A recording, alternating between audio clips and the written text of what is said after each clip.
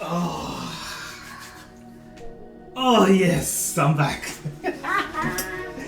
Yeah. Oh my days. It's been so long. Oh my days. What are you lot telling me, bruv? What are you guys saying? Man's back. I'm back, you know. Matty. Yo, what's going on? Welcome back to the channel. Aaron's here. You know the face, you know the name. Aaron here, back again with another video. And I can't lie, I missed you guys, man. I've missed you guys. And this time there's a reason. This time there's an actual reason why I've been away for so long. I went to the Euros, you guys have seen my content. It was hard to keep up the content on socials and keep up the content on YouTube. And bro, I was doing everything by myself. I went there, shot everything by myself, edited everything by myself, put the subtitles by myself. Like bro, I've done everything by myself. So it was kind of hard, yeah, like trying to keep up with everything and still do YouTube videos and still, bro, like the only thing I've managed to release on my channel was the vlog when I went to watch Spain against France at the Allianz Arena in Munich. And even that was a bit of a, well, to my standards, it wasn't the best of vlogs, but you know, people are telling me I did my thing still. But listen, welcome back, man. I've missed you guys. I have absolutely missed you guys. And yeah, football is back. Football is back. Well, not until next week when United play against Man City. And yeah, until the new season starts, I'll be releasing videos. I'll try to do my best and do that every day and choose a topic to talk about. And yeah, man, we're gonna keep this going. The channel, the show goes on. Show goes on. But yeah, man, shout out to everybody always tuning in. How many subscribers are we on right now? Let me check that right now for you guys. 1 second. I'll check that for you right now. There we go. We are on 12,631. Rah, my last video is from 25 days ago, almost a month. I should be ashamed of myself. But anyway, it's road to 13k still. So make sure you subscribe if you haven't already. And hit the like button, man. When you do these things, it helps my channel massively. And yeah, man, we do this for the love of football. We don't do this for the money. We don't do this for anything else. We do this for the love of the game. But yeah, man, listen, Manchester United. Let's talk Man United, of course.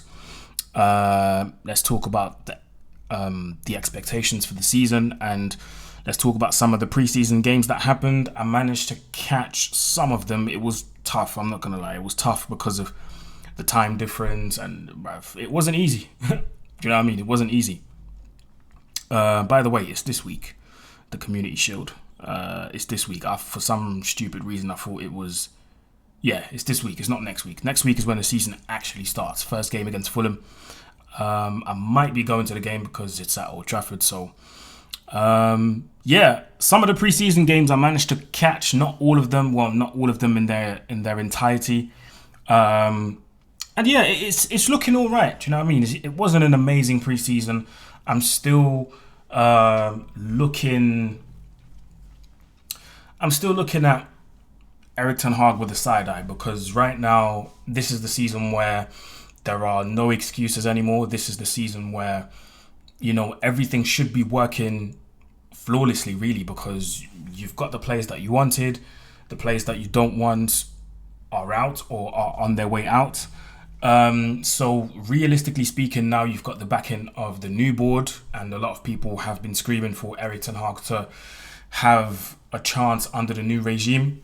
This is it now. So realistically speaking, there shouldn't be any excuses anymore. In terms of, oh, that was the speaker that went off, excuse me.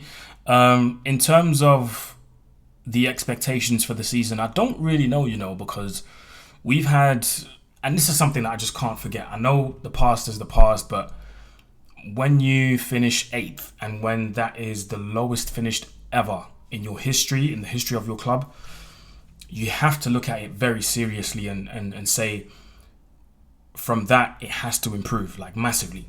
It has to improve massively, and I'm going to be modest with it, and I'm going to be realistic at the same time and say, with what I've seen last season and with what I know Ten Hag is capable of and what he's not capable of, I'm going to aim at top 6. I know this is People are going to tell me it's Man United, it's this, but we're miles off some of these teams. And I just have to look at the Arsenal game in pre-season. Again, the scoreline didn't really matter to me. But you have to look at the way Arsenal played, and you have to look at the way we played. We had sequences where we looked good. We had sequences, where we're able to move the ball quickly. But then you look at those sequences and you think and you go, well, every time we moved the ball quickly, it was in transition. We still struggle to play out from the back properly. We still struggle to keep the ball consistently for 2-3 minutes on the bounce without the ball being taken from us, which brings a lot of questions to, that fact. Like, what are we doing in training when you do the rondos? Like, and actually Rands, shout out to my guy Rands, he touched on it.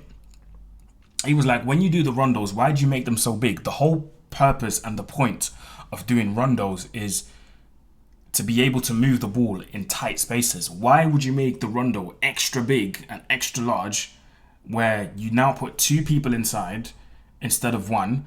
You now put 2 people inside, and now you've got all the time in the world to move the ball. Like, the whole purpose of rondos is to make sure you're able to move the ball in tight spaces, and we still struggle to do that. We can do it, but in transition, but not in construction, if that makes sense. So we still struggle with these things, and that's why my expectations for the season are very, very low. I still think in terms of personnel, there still needs to be a lot. There still needs to be a lot of changes. Obviously, we brought in. Let me just look at the signings again. The signings. There we go. So far we brought in 2 players, Joshua Zirkzee from Bologna and Lenny Yoro from Lille. Lenny Yoro unfortunately picked up that injury in the game against Arsenal, and Joshua Zirkzee is currently training at Carrington. He was on holiday. He signed, went on holiday, and then he came back. So yeah, we're yet to see how Xerxes going to do. I'm actually happy he didn't fly to the US, because that means he stayed here. He was able to train. He was able to, get ready for the season. And he's most likely going to start in the Community Shield this Saturday, because I don't think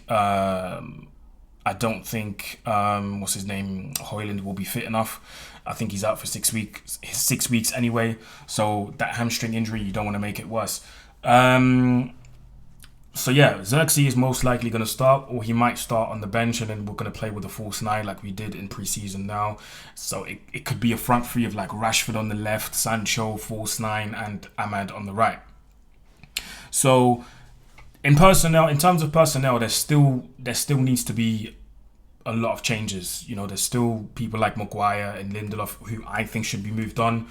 Johnny Evans has been given a new contract, but as long as we don't have many injuries, it doesn't really bother anyone. I still think that people like McTominay should be moved on. I still think Eriksen possibly should be moved on as well. So yeah, there's still a lot of changes to be done, and I've said this a million times. Now there are no excuses anymore, and actually no, I didn't say that a million times. What I did say a million times is I have no issues with the selection of personnel of Ten Hag. Sometimes I do, but not always. What I do have an issue with is if the people that you keep choosing are going to be your trusted men, and they have a track record of letting the team down, letting you down as the manager, letting the fans down, why do you keep putting faith in those people? Because ultimately that will cost you your job. And it almost did. If it wasn't for that FA Cup last season, I think Ten Hag would have been axed. So you need to be very careful. You know what I mean? So again, I don't know why people are still trusting people like Luke Shaw. That's with all due respect, but we know that this guy can't stay fit for a whole season. It's impossible. Impossible. There will be a point where he picks up an injury and then he's out. So when you put your faith in those kind of people consistently, it will cost you something. So yeah, man, it is what it is. So I'm gonna aim for top 6 if I'm honest, bro. if I'm honest. And even in terms of the way we're playing, I'm still seeing a lot of stuff that I don't like personally and I don't agree with. This whole 3-1-6 formation last season absolutely killed us. The amount of times that we played against people and we got absolutely dominated in terms of possession. We got dominated in terms of shots. You know, there were so many holes in midfield. How many times have people gone on transition and there's a big ass hole in midfield and nobody's there to cover it. There's a lot of people that I still have question marks over. Mason Mount, I don't know. I mean, I wasn't really keen on the transfer to begin with. So, you know, the fact that he's here now, the fact that he's here now and he's not really hit the ground running and he's not really been, do you know what I mean? It's not been good. Like, let's be honest with ourselves. It has not been good. So all in all, there's still a lot of question marks, man, regarding Erik ten Hag. And until I see significant changes, I can't really sit here and tell you that we're going to finish top 4. We're in the Europa League. Realistically speaking, we should be winning that, but that's not a guarantee either. So, yeah, I've got a lot of question marks still, man. A lot of question marks. And, of course, I would like to be proven wrong, but there are a lot of things still pointing towards the direction that maybe I'm right to have all these doubts. So, but there are positives, of course. There are positives. I mean, we've got 2 new signings in. We're trying to rejuvenate the squad. We're trying to bring in younger players, which I'm happy about. And yeah, there needs to be a sense of ruthlessness as well from Ten Hag. And I'm happy that his coaching staff as well, by the way, got renewed. Ruud van Nistelrooy, welcome home. So, you know, there needs to be a new, like I said, there needs to be some sort of urgency. There needs to be some sort of, how do I say this? There needs to be some strictness to the way he picks his team. You know, remember last season when he was so persistent with playing Anthony, so persistent, and now his choices have been proven to be the wrong ones because Ahmad is killing it, bro. He was killing it towards the end of the season, and he was killing it in pre-season. So, if as far as I'm concerned, that right hand side is his. Like, just put him there, he'll do his thing. So, it's worrying for me because it took for Anthony to be this bad for Ten Hag to go, oh, okay, you know what, Ahmad, you play. And then Ahmad is shelling it. Do you know what I mean? So I'm really questioning Ten Hag's choices. But now he's got other people around him. And I'm glad that it's Ruud and I'm glad that it's Rene. You know, I forgot his family name. Sorry about that. And from what I know and what I've seen on footages and what I've heard from people in Holland, those two are not going to be shy to give their opinion, and they're not going to be shy to disagree with some of the views of Ten Hag. Do you see what I mean? So, for once, Ten Hag's going to have people around him that will question what he says. They will question his decisions, and not on a disrespectful thing. They're probably going to be like, yo, do you think this is the best idea? Like, maybe we should, do you know what I mean? On that kind of level. Like, you know, sometimes with your brethren, you're not always going to agree with that one guy, but you're like, bro, are you sure you want to do this? Like, are you sure this is the right choice? Like, do you know what I mean? Like, you've got to have back and forths, discussions. Like, you can't just say one thing and then your assistant coaches are just sat there and just going, all right, cool, yeah. Oh, yeah, I agree. No, like, there has to be a little back and forth discussions happening, like, you know, bouncing off each other in terms of ideas. Do you know what I mean? There has to be that. You're a coaching staff at the end of the day, and you're going to spend the next 9-10 months together, traveling, spending time together, more time with them than your actual family. Like, you have to build some sort of camaraderie and friendship almost kind of thing. So, and then make decisions that will benefit the team.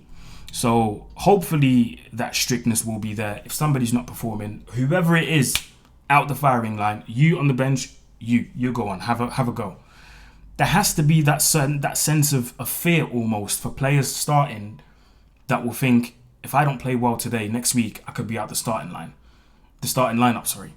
Next week I could be out the starting lineup if I don't play well today. And I'm not talking about scoring or giving assists. It's not about numbers all the time. Sometimes it's just about performing well. Do you know what I mean? You can impact the game without having stats. You can be very impactful. So, yeah, man. Other than that, I think my expectations are very, very low. But when I watch Man United, of course, I'll be very strict. I'll be very, I'll look at it from a point of view where I still maintain the standards, even though my expectations are low. But there is a certain standard that has to be maintained at the club. So, man, that's my view on it, man. That's my view on it. Make sure you hit like. Make sure you hit the like button, subscribe, share, comment, all of that good stuff. Shout out to everybody always tuning in. I appreciate you guys following me on this journey. I appreciate the new people, the old people, the ones that have been there from the beginning. I appreciate every single person. Actually, I just had a phone call with one of my friends, and funny enough, I've been told that there was another person with my friend, and the person said that she doesn't really watch football, but she knows this guy that has great football knowledge, and she pulled up my page, and I was like, rah, that's very nice to hear. That's incredible to hear. That means I'm doing something good. You get me? So, shout out to the person, man, whoever you are. I appreciate you. Yeah, man, that's it from me, people. Make sure you hit the like button, subscribe, share, comment, all of that good stuff. There'll be more videos dropping, random topics, like anything you guys want to talk about. Please drop it in the comment section below as well. And yeah, man, there will be reactions, there will be random videos talking about everything, but you will get your standard video every day. And I'm going to try and make it a set time as well. And my heart's telling me that I should drop a video every day, lunchtime. So every day, 12 o'clock, between 12 and 1 o'clock.